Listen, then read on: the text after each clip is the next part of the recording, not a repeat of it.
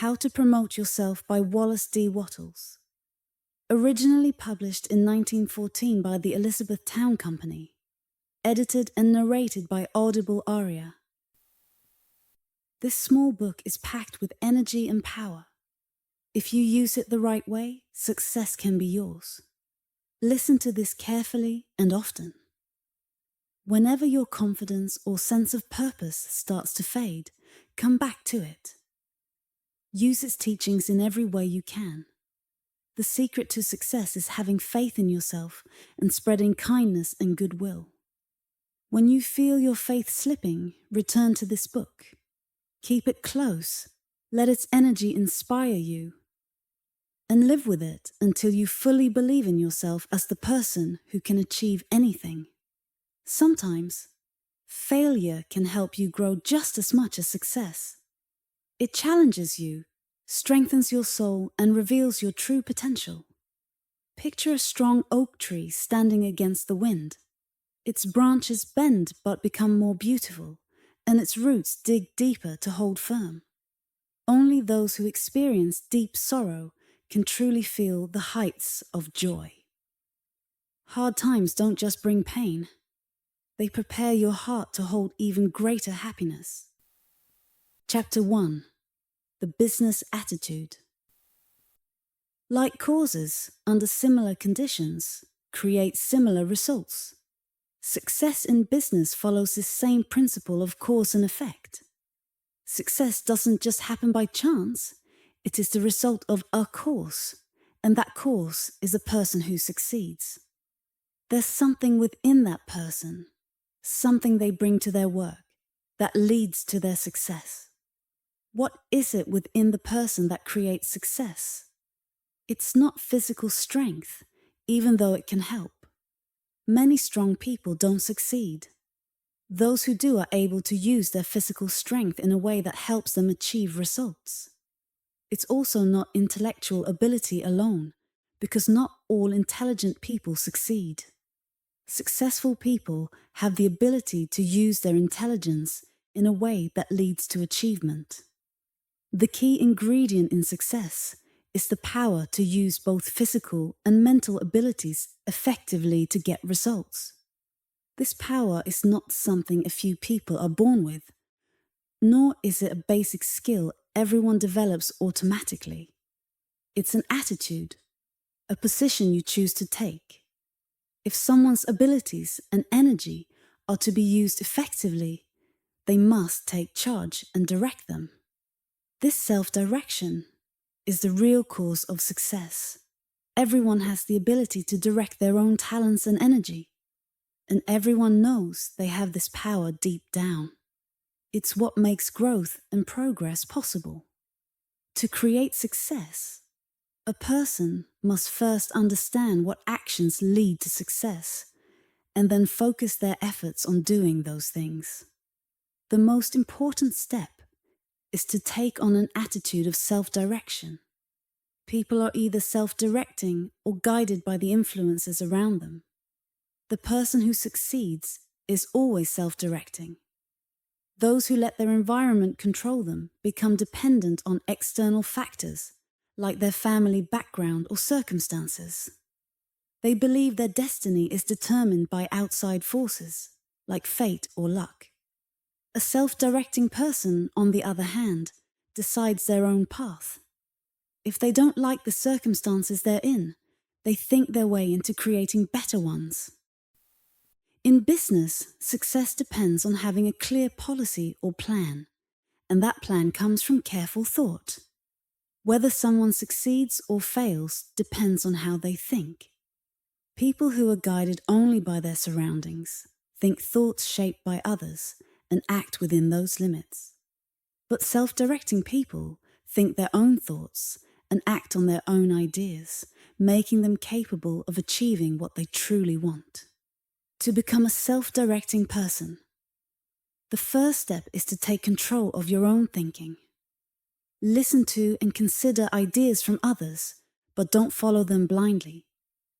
Make your own decisions about those ideas. Treat suggestions like food. You need to digest and absorb them before you act on them.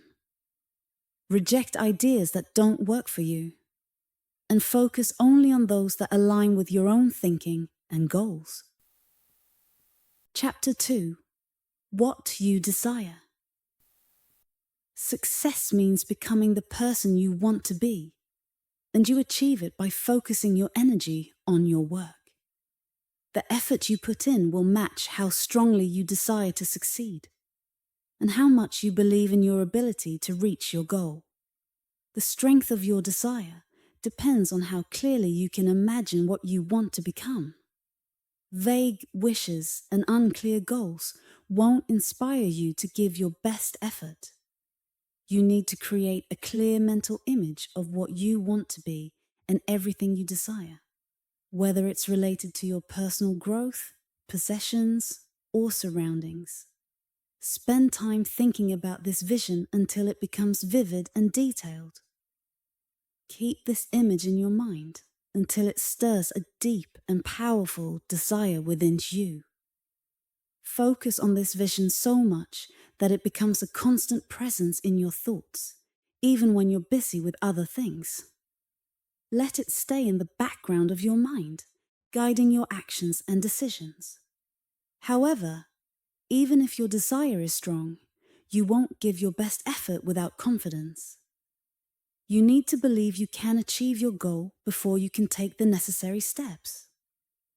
Confidence comes from within. You must feel capable before you can think you're capable.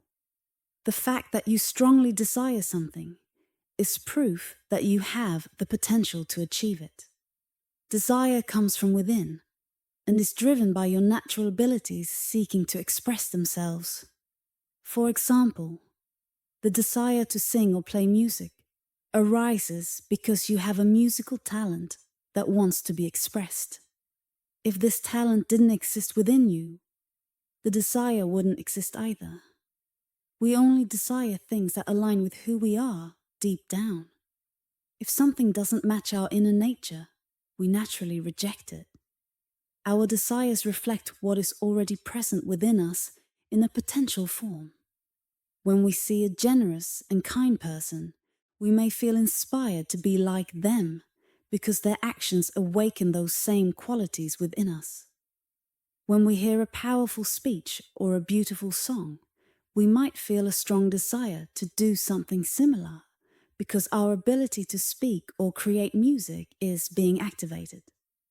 Desire is your inner power, pushing to be expressed. You can't desire something that isn't already a part of your potential. This means that if you truly want to become something, it's because you already have the ability to make it happen. Start by forming a clear and specific idea of who you want to be and what you want in terms of your personal life, possessions, and surroundings.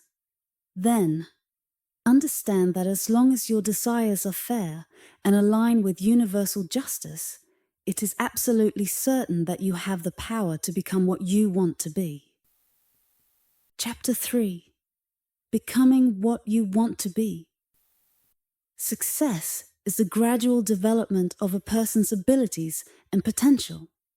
To understand this, remember that success means becoming the person you want to be. Becoming that person involves fulfilling your desires. And desire is simply your abilities and talents wanting to be used. Every step forward, whether it's gaining more money, achieving a higher position, or developing new skills, gives you the chance to use a new ability or improve an existing one. This fulfills your desire to grow and achieve. And that is success. The person who can use the most of their talents and abilities is the person who succeeds, because they are capable of doing what needs to be done. Since success is about personal growth, it follows the same principles as evolution. In evolution, every stage contains the potential needed to move to the next higher stage. When you reach a higher level, you start using new abilities, but you don't stop using the skills from the earlier stage. In fact, mastering the abilities at one level is what allows you to rise to the next. Evolution only moves forward from those who have fully developed at their current level. This means that to move higher, you must first perform exceptionally well where you are now. But doing well at your current level is not enough for growth. If you only do what's required in your current role, you'll remain where you are. Evolution happens when you go beyond what's necessary. It begins when you start developing abilities that will only fully come to life at a higher level. Your current work might not be what you truly want to do, but if you can't perform it well, you won't be ready for the work you desire. Even if you master your current job, staying at that level won't prepare you for more. You only become ready to advance when you do your current job well and also take on more, developing skills and talents that extend beyond your current responsibilities. To rise to the next level, you must go beyond simply filling your current role. You need to perform it perfectly and then exceed its limits by using additional abilities, or growing your existing ones so much that they outgrow your current position. It's the part of you that stretches beyond your present role that reaches toward the next level. The principle of success through growth is clear. You must do more than what is expected in your current place. Only by exceeding where you are now can you prepare for and achieve more in the future. Chapter 4. Promoting yourself. A successful life is one where you keep moving forward and growing. To do this, you must follow the principle of evolution. Progress happens when you go beyond simply meeting the requirements of your current role. This applies whether you're working for someone else or running your own business. However, just doing extra work without purpose or direction won't help you move forward. It might even keep you stuck where you are. If you're an employee and your only goal is to do more than what's required, your employer might see it as beneficial to keep you in your current role. To truly advance, you need to have a clear idea of what you want to become. Then, go beyond your current duties with the purpose of preparing yourself for that future. Don't do extra work just to please your employer or win their favor. This approach puts you in a position of dependence and takes away your self-direction. Similarly, don't rely on the hope that your efforts will automatically lead to recognition or promotion. Your advancement should come from your own initiative, not from waiting for others to reward you. The extra effort you put in should be aimed at growing your skills and abilities so that you're ready for a bigger role. If your current employer doesn't offer you opportunities when you're prepared for more, seek out someone else who will. There's always a place for someone who is constantly improving and ready to take on more. Keep your focus on what you want to achieve and consistently do more than what's expected in your current role. This mindset will make you aware of opportunities to improve your situation and ensure that you're ready to take advantage of them. Don't wait for the perfect chance to become the person you want to be. Start being that person today. When bigger opportunities arise, you'll be prepared to seize them. For someone living a life of growth and progress, opportunities are never truly lacking. Everything you encounter in life, whether it's a challenge, a chance meeting, or even a minor event, can be turned into an opportunity if you learn how to use it. Study every situation, because hidden within it is a way to move forward. Many people fail because they wait for a specific type of opportunity, instead of being ready to act on every chance that comes their way. Hold a clear picture in your mind of the life you want, what you want to become, the things you want to have, and the environment you want to create. Live each day by going above and beyond in your current role. And embrace every opportunity that aligns with your vision. By doing this, you set yourself on a path of continuous growth. The natural forces of the universe will support your progress, and success will come to you through the creative and evolutionary principles that govern life. Chapter 5. The Advancing Thought. If you run your own business, the principle of success remains the same as if you were working for someone else. Always keep a clear vision of what you want to achieve. And every day, go beyond just meeting the basic demands of your work. This doesn't mean trying to do tomorrow's tasks today. You don't need to worry about tomorrow's work, except to be prepared for it when the time comes. Your focus should be on doing everything necessary for today's business while also adding something extra to foster growth. In every interaction or transaction, maintain a mindset of progress.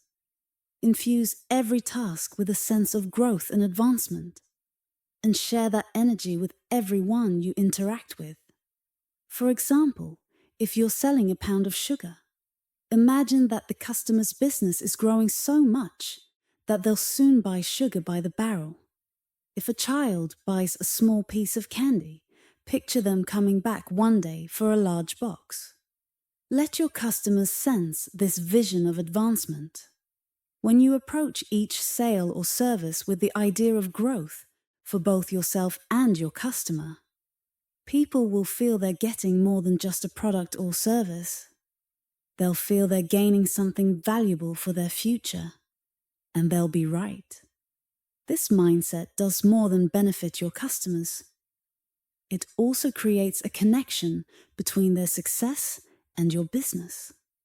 When customers leave with a sense of progress and confidence in their own affairs, they'll naturally associate that positive feeling with you. This bond encourages them to return, not just for your products or services, but for the sense of empowerment you provide. Giving customers this sense of advancement is more impactful than any discount or rebate.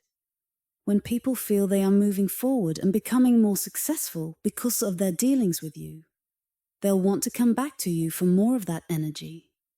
By helping build up your customers, you also build up your own success. This principle applies to all professions. Whether you're a merchant, an artist, a professional, an entertainer, or anything else, success doesn't come just from providing more goods or better quality. It comes from making people feel like they're getting more than they expected. It's the sense of advancement and value that keeps people coming back. To succeed in business, always hold a mental attitude of progress and go beyond what's expected of you. Do your work in a way that makes others feel they're gaining and moving forward. When you master this principle of evolution, helping others advance while continually growing yourself, success becomes inevitable and failure becomes impossible. Chapter 6. The Law of Opulence. Unless a person is born again, they cannot see the kingdom of God. Living a new and fulfilling life starts with abandoning the idea of competition and the belief in a limited supply of resources. Many people who embrace modern, positive thinking struggle to fully let go of these outdated ideas. Competition in business arises from the belief that there isn't enough for everyone.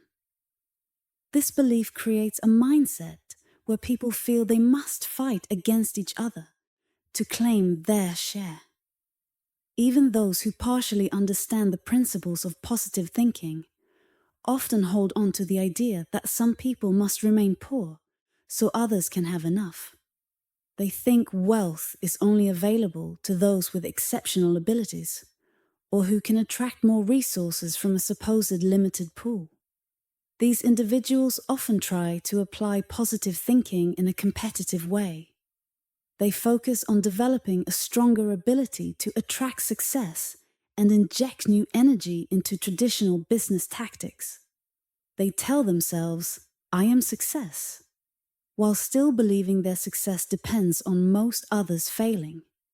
While this approach works to some extent, it only reinforces the competitive mindset. Their faith gives them energy, confidence, and determination, which helps them succeed in competitive environments. Their partial understanding of positive thinking makes them more capable competitors, and they mistakenly attribute their success to affirmations and thought power. In reality, their methods are just an improved version of old ways of thinking. They are still rooted in a limited worldview and fail to grasp the abundance of the kingdom of God. The results of this mindset are clear. These people remain tied to what we might call Caesar's kingdom, a realm of ups and downs, gains and losses. Their financial success is often interrupted by setbacks, market crashes, and personal fears. Deep down, they carry a sense of insecurity because they believe resources are limited. No one can truly escape fear while holding on to the idea that there isn't enough for everyone. This fear undermines their efforts and reinforces the notion that success is only possible for a select few. But is competition really necessary? Let's examine this idea more closely. The essentials for life, food, clothing, shelter, education, and entertainment, are what we depend on for physical and mental growth. Of these, food, clothing, and shelter are directly tied to nature's resources and form the foundation of what we call wealth. So, is there truly a limit to these resources? Let's take food as an example. In many places, we haven't even begun to explore the full potential of agriculture. With advancements like intensive farming, it's possible to produce far more food than we currently do. It's a proven fact that the state of Texas alone, if fully utilized, could grow enough food to feed the entire global population, and not just barely, but abundantly.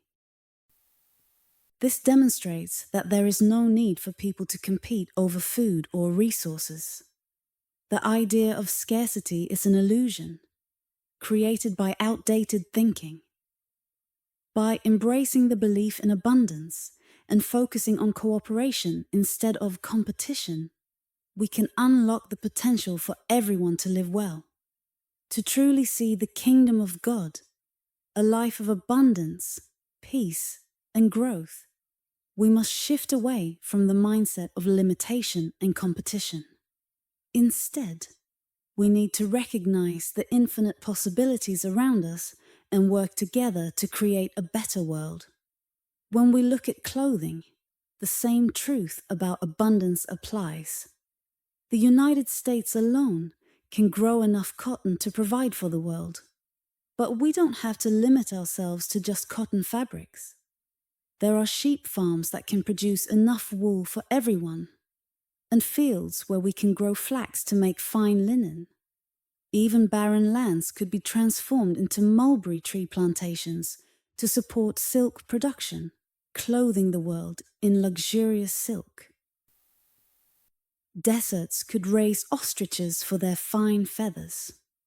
With the resources we have, every person could be dressed in garments far more splendid than anything Solomon wore. And this is only the beginning. Plants and materials we now overlook or dismiss as weeds might one day, with innovation, become the source of beautiful and durable fabrics we can't yet imagine. The potential for clothing is limitless. There is no need for anyone to wear rough sackcloth so others can enjoy rich silk or linen. There is enough for everyone to wear the finest materials. When it comes to shelter, the same principle holds true. There are massive reserves of clay, ready to be turned into bricks and tiles, vast quarries full of building stones that haven't been touched. and the knowledge to create bricks from sand and lime. Cement, too, is a strong and versatile building material. If we were to use these resources, we could build magnificent homes for every family, even grander than Vanderbilt's mansion. And even after doing so, we'd barely use a fraction of the materials available. Inside these homes, there's also no shortage of materials for furniture, carpets, books, art, and musical instruments. Everything we need to create beautiful and comfortable spaces is in unlimited supply. There is no reason some people should live in poor conditions while others enjoy luxury. There is more than enough for everyone to have both shelter and beauty in their homes. What's more, there's no shortage of work to be done. Nature doesn't demand competition for jobs or resources. There's plenty of meaningful and creative work to keep everyone engaged and fulfilled. Modern technology and machinery have revolutionized productivity. Today, one person can accomplish tasks that took hundreds or even thousands of workers a century ago. For example, a single worker can now produce as many nails as 1,000 workers could 100 years ago. This massive increase in productivity means we could all work just 6 hours a day and still produce everything we need, including luxury items. With such abundance available, there's no need to compete for resources or live in fear of shortages.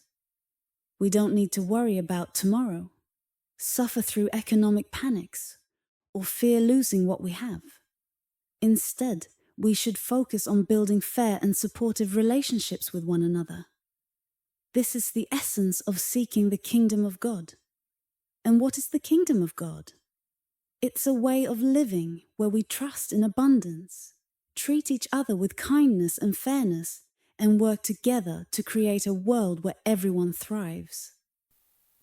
When we live in harmony with these principles, all the resources and blessings we need will naturally flow into our lives. Chapter 7. To transmute competition. The kingdom of God is like yeast that a woman mixes into flour. The yeast spreads through the entire batch until all the dough rises. This is how the kingdom of God works. It's in everything, influencing all of life and nature. It doesn't exist separately, but is deeply connected to everything around us. God is the source of nature. So when nature is fully itself, without interference or restriction, we see the kingdom of God in its most complete form. If we think of God as the guiding mind behind nature, then the best way to understand God is to see nature expressing itself freely and naturally. Similarly, God is the essence of life itself. When we live our lives in harmony with this natural flow, we also express the fullness of the kingdom of God. But this raises a question. How can we live life in a natural and harmonious way? The answer lies in growth and progress. Living life naturally means always expanding and advancing, becoming more than we were before. Think about a seed planted in a field. At first, it just exists, but as soon as it starts to grow, it stops merely existing and begins truly living. The seed transforms into a plant and eventually produces more seeds, 30, 60, or even 100 times more than the original. These new seeds fall into the soil, grow, and the process repeats until there are millions of seeds. All this started with one small seed. By simply living and growing, the life within that single seed has multiplied 1,000,000 times over. This is what life is all about, constant growth and expansion. To live is to increase, to move forward, and to express more life. This drive to grow is what causes evolution. If we look at the mineral world, we don't see evolution. Rocks and metals don't transform into higher forms. Lead doesn't turn into tin, tin into silver, or silver into gold. Evolution happens only in living things because life itself has the natural need to expand and express itself more fully. Life on Earth likely began with a single tiny cell. But that single cell wasn't enough to express all the potential of life. So it evolved into a two-celled organism, then into organisms with many cells. Over time, life developed into more complex forms, plants, animals, and eventually human beings. This entire process was driven by life's need to grow, advance, and find new ways to express itself. Even now, evolution hasn't stopped. While physical evolution might have slowed or ended, our mental and spiritual growth continues. Just as life once evolved from simple cells into complex organisms, we are now evolving in mind and spirit, always reaching for fuller, richer, and more meaningful expressions of life. The kingdom of God is about this ongoing growth, within us, around us, and in all of life. When we live in harmony with this natural drive to grow, we align ourselves with the kingdom of God and experience its fullness. From the very beginning, humans have been getting better at living. Each generation has found new ways to live more fully than the one before. This ongoing improvement shows that life is all about growth and expansion. To truly live means to live more, to experience more, to feel more, and to know more. As people become more aware, their consciousness grows and pushes them to explore, learn, and enjoy life on a deeper level. This need to grow, understand, and experience is what drives progress and shapes the way society evolves. If we see conscious life as the highest expression of God or the intelligence of nature, then the purpose of everything in existence must be to support the growth of conscious life, specifically the growth of humanity. And if human development is about increasing our capacity to live fully, then the ultimate purpose of nature is to help humanity move forward, expanding into richer, fuller experiences of life. Life expresses itself through the use of things. But the value of a person's life isn't measured by how much they own. It's about how many things they can use wisely and meaningfully. To live a full life means having access to everything we're capable of using in the right way.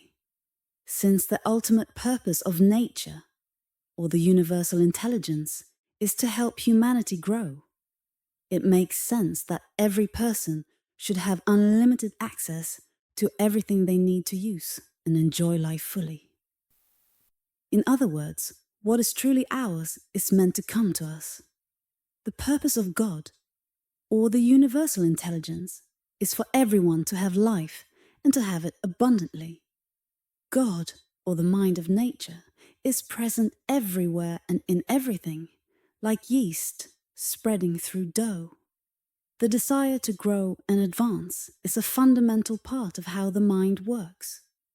Because of this, everything in nature is filled with this same drive for advancement, pushing all things toward growth and greater life. All things in nature want humanity to grow.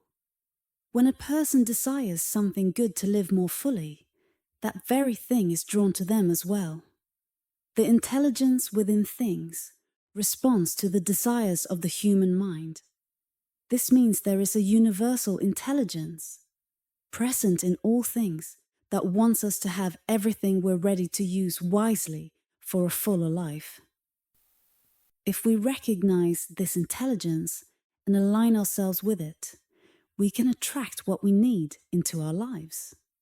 The key is to trust this universal process and work with it. However, this universal intelligence operates as a whole, not in isolated parts. When we compete with others for limited resources, we lose sight of the bigger picture and cut ourselves off from the abundance that exists. Competing for a small piece denies the reality of the whole. Those who embrace the whole don't need to fight for a part. They understand that abundance is everywhere and available to everyone. The belief in scarcity, the idea that there's not enough for everyone, blinds us to the abundance all around and within us. This mindset of competition belongs to a world of struggle and limitation. But the true kingdom of abundance and wholeness is already here. We just need to see it and live by its principles to fully experience life as it's meant to be. Jesus said, "If my kingdom were of this world, then my servants would fight."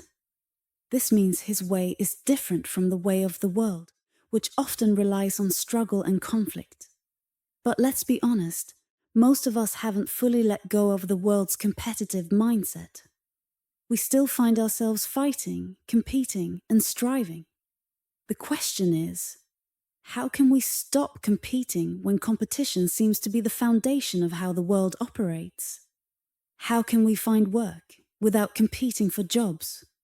How can we succeed in a world driven by competition without getting caught up in the race? Should we withdraw from the world entirely and form small, isolated communities where competition doesn't exist? The answer is a clear no. Withdrawing from the world and forming communistic societies may sound like a solution, but it doesn't work in practice.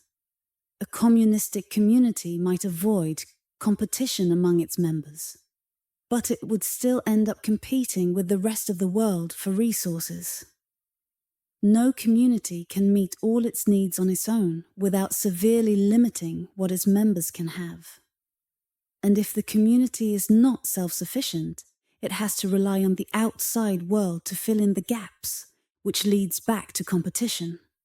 Separating yourself from the larger system doesn't solve the problem. It just creates new ones. This approach is inconvenient, unnatural, and unrealistic. What about socialism or a cooperative commonwealth? While these ideas sound promising, they can't be forced into existence. Socialism and cooperation are concepts for the whole of humanity, not for isolated groups. They can't be successfully imposed by a few people or even by governments. Instead, these systems have to grow naturally from a collective shift in human thinking. In reality, such a change will take time, perhaps a long time, and we can't speed it up through legislation or rules. As long as most people believe in the idea of a limited supply, competition will continue to exist. So, we're left with a dilemma. We have to keep operating in the current system, which is based on competition. Yet we must find a way to rise above competition in our own lives. Is this even possible? Yes, it is. But how do we do it? The answer lies in shifting our mindset and recognizing that abundance is not something we fight over. It's something we align ourselves with. Instead of seeing others as rivals for limited resources, we can begin to see the world as a place of unlimited opportunities, where success doesn't have to come at someone else's expense. The key is to step into a higher understanding of life. We don't have to compete, because true success comes from working in harmony with the larger whole, not against it. By focusing on creating value, serving others, and trusting in the abundance of life, we can navigate the world as it is without being controlled by its competitive nature. In doing so, we can begin to live by the principles of a higher kingdom, even while operating in the systems of this world. Chapter 8. Man and Money. Jesus said, "I am come that they might have life, and that they might have it more abundantly." This statement highlights the purpose of God, or the universal intelligence within nature. to create abundance for the continuous growth and advancement of humanity, not just for some people, but for all. Nature's purpose is to keep life progressing, and since humans represent the highest form of life, the goal must be to help every single person grow into a fuller, more abundant life. The kind of advancement that benefits all cannot come at the expense of anyone else. To align ourselves with the universal intelligence of nature means to work for the good of everyone, not just for our own gain. It's about desiring for others the same abundance we want for ourselves. This mindset completely removes us from the idea of competition. When you say, "What I want for myself, I also want for others," you declare freedom from the competitive system. It's a shift from me to us, as reflected in the prayer. Our Father, give us this day. This perspective aligns perfectly with the purpose of nature and the mind of God. When you think and act this way, you become one with all life, God, nature, and humanity. This unity, or at-one-ment, creates harmony between your desires and the universal intelligence of the world. When your thoughts are aligned with the universal mind, something extraordinary happens. Your desires are registered in this greater intelligence, and the things you seek begin to seek you in return. If your desire is sincere and rooted in the betterment of life, the energy of the universe will move to bring it toward you. For example, if you desire money, such as dollars, and your thoughts are in harmony with the universal mind, the energy within those dollars will respond to your desire. They will be drawn to you, propelled by the eternal power that drives the abundance of life. The key to attracting what you want lies in creating this unity between your mind and the mind of the universe. Once this connection is made, everything you need will begin to flow toward you naturally. However, there's a vital condition. Nothing can be taken from another person and given to you unless you are giving them something of equal or greater value in return. In other words, the universal mind works for the advancement of all life, not just for individual gain. This principle also explains why the divine mind cannot operate within the narrow, competitive framework of traditional business. God, or the universal intelligence, does not play favorites. It cannot take away opportunities from one person to give them to another. The universal mind exists equally within everyone and serves everyone the same. It ensures that life continues to expand for all, not by creating winners and losers, but by enabling everyone to grow together. To align yourself with this universal intelligence in your work or business, you must ensure that whatever you take from others provides them with equal or greater value in life. That value doesn't always have to be monetary. It's about contributing to their growth, joy, or well-being. For example, a box of matches might seem trivial to someone in a modern city, but to an Eskimo in the wilderness, it could be invaluable for their survival and comfort. The true measure of value lies in how it helps someone advance in their life. The value of something depends on where a person is in life. What seems worthless at one stage can become absolutely essential at another. For example, the paper and ink used to make this book might only be worth $1, but a single sentence in it could hold the power to change someone's life, making it worth thousands of dollars to that person.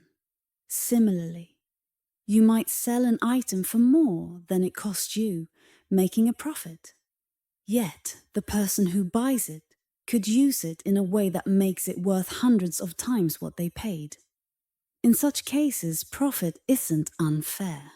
It's part of the natural exchange of value. The key is ensuring that your business or work follows this principle. that what you offer gives others more life.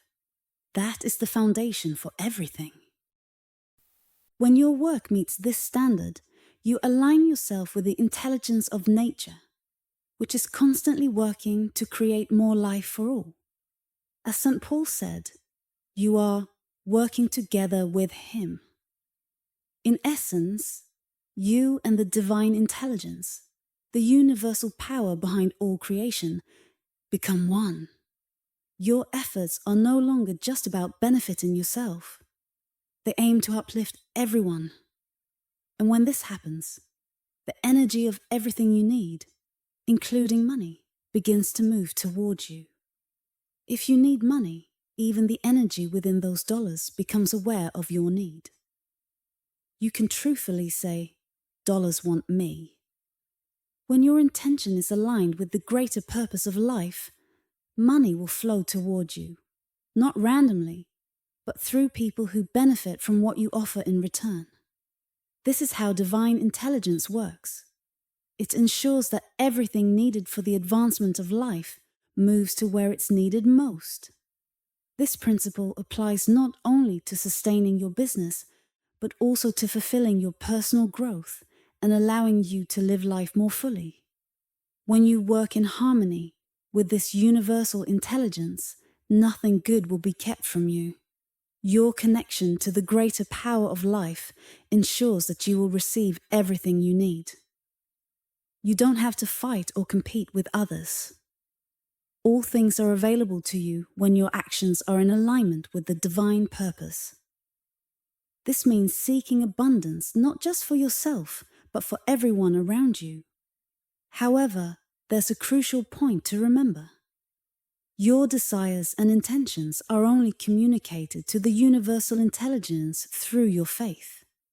If you doubt, worry, or feel afraid, you disrupt the connection. Just as your subconscious mind responds to your beliefs, so does the greater intelligence of the universe. Affirmations and prayers only work when they're backed by unwavering faith. Hesitation or disbelief weakens their power. As Jesus said, "Whatever you desire when you pray, believe that you receive it, and it shall be yours."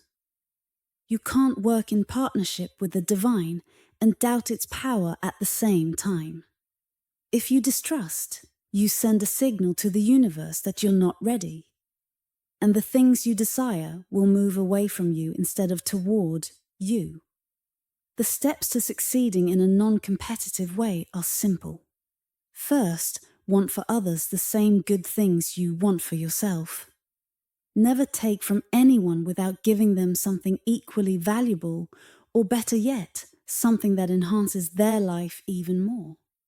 The more you give, the better your life becomes.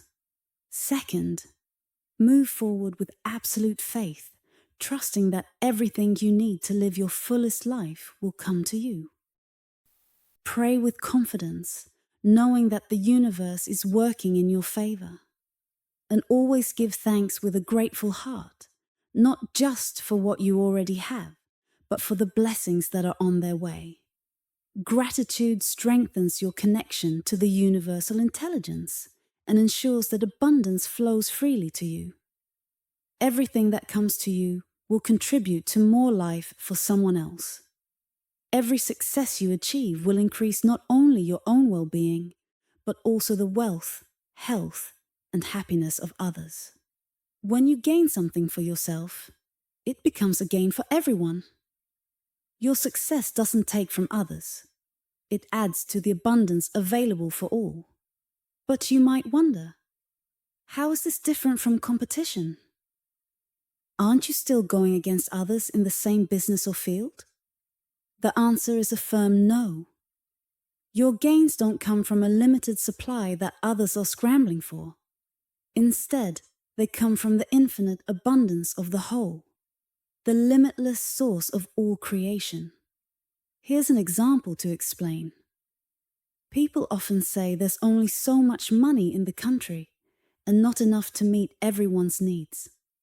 If many people start living in alignment with this way of life, and dollars begin moving toward all of them, won't the supply run out? On the surface, that might seem true. But here's the deeper truth. When enough people align their lives with the principles of abundance and faith, their collective thoughts of need will influence the universal intelligence. That will, in turn, inspire changes in human systems. For example, new currency laws might be enacted. Gold and silver hidden deep in the earth would be mined, and mints would start creating more coins. If necessary, printing presses would begin producing more money. The same intelligence that governs the universe is not bound by what already exists. It can call forth new resources to meet the needs of life's advancement. And this principle isn't limited to money. It applies to everything. When enough people embrace the mindset of advancing life, not only will more money be created, but factories, mills, and other industries will start operating to produce whatever is needed. These industries will respond to the demand created by people whose purpose is to live more fully and to bring more life to others. Now, some may argue that systems like the wage system prevent workers from living full and abundant lives. But here's the thing. Life isn't advanced by merely changing systems. Instead, systems change naturally when life advances. If the wage system becomes an obstacle to people's progress, it will transform as soon as enough people demand more life. That demand, driven by faith and the desire for growth, will be all it takes to create the necessary changes. There's no shortage of meaningful work to be done. There's an endless need for useful and beautiful things to be created, whether homes, tools, or technologies. All that's required is a collective demand for these things, driven by people whose main goal is to use them for the betterment of everyone. As more people adopt this mindset, prosperity will grow for everyone.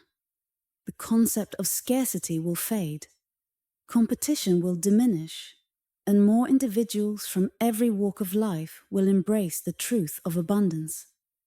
Eventually, as this shift continues, the world will reflect the divine abundance described in spiritual teachings. The idea of limited supply will no longer dominate human thought, and the earth will begin to mirror heaven, a place of boundless joy, peace, and prosperity for all. And God shall wipe away all tears from their eyes, and there shall be no more crying, neither shall there be any more pain. And there shall be no night there. This vision of harmony and abundance will become a reality as we move away from competition and embrace the way of advancing life, living in unity with the divine purpose of endless growth and fulfillment for all. Chapter 9. Talk that builds. People remain in poverty for a few reasons. They don't realize their own power, they avoid deep thinking, and they lack the skills that come from critical thought. The truth is, those we call wage slaves are the ones who've built the world around us. Everything we see has been made by their hands and minds. They already have the power to change their circumstances. They just don't recognize it. They don't take the time to understand that this is their world. Instead of questioning the systems that hold them back, they let others think for them. Many work hard physically or in their jobs, but they shy away from the effort it takes to think critically about their situation. As long as people focus on distractions, like cheap entertainment, instead of seeking knowledge or growth, they'll remain stuck where they are. Talking about poverty doesn't help. It only makes things worse. When people dwell on their hardships, they often try to escape their pain by chasing temporary distractions. They turn to things that make them forget, rather than facing their reality and figuring out how to change it. Constant focus on struggle doesn't lead to solutions. it reinforces the problem. Spreading stories of poverty and hardship encourages people to stay in a mindset of lack and hopelessness.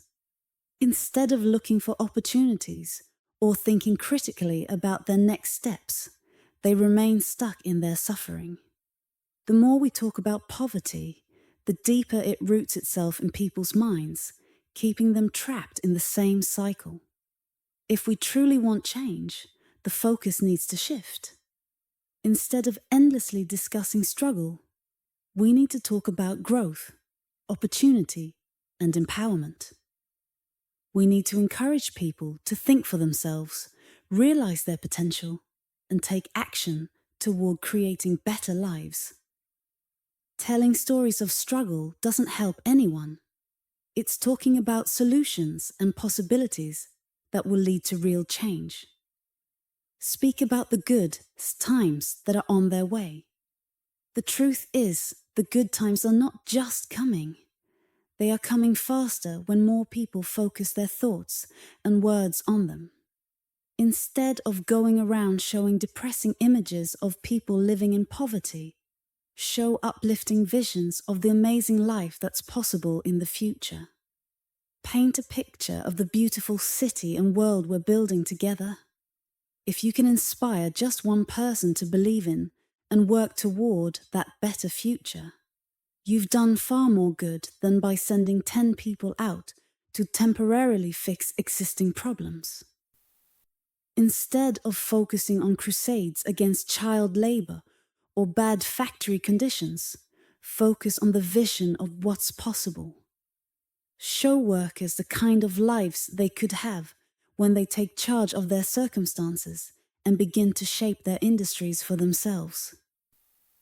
The truth is, the masses are held back only by their own ignorance and a reluctance to think deeply. They have the power to create whatever kind of world they want if they just start thinking about it and believing it's possible. And the best way to encourage this change is to talk about abundance, prosperity, and opportunity. This applies not only to the masses but also to you as an individual. If others aren't ready to rise above their struggles, you don't have to wait for them. You can rise above it yourself.